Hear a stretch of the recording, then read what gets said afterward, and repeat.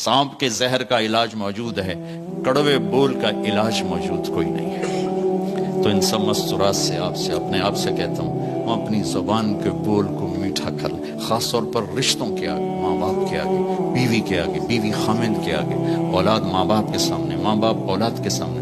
अपनी औलाद को भी इज्जत दो। मेरे नबी ने कहा अक्रिमू औलादकुम, अपनी औलाद को इज्जत दो, वो लौट के तुम्हारी तरफ है कि ओहो बहुत से बच्चों की नाफरमानी में माँ बाप को दखल है, शिद्दत, जबरदस्ती, सख्ती।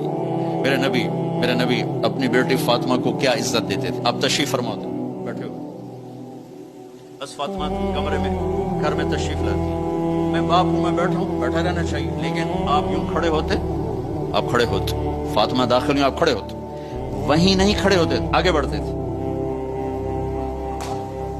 और यूं चूमते थे, बोसा लेते थे, फिर हाथ पकड़े पकड़े पकड़े आकर उनको चारपाई पे बैठाते थे, उसके बाद खुद बैठते थे।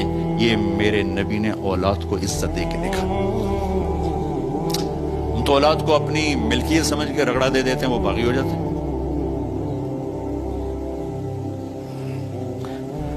रिश्तों में ज़बान का इस्तेमाल, ताल्लुक में ज़बान का इस्तेमाल, ये इंसान को ऊंचा और नीचा करने वाली बहुत बड़ी चीज़ है। इसलिए जब कभी गुस्सा हो, चुप हो जाओ।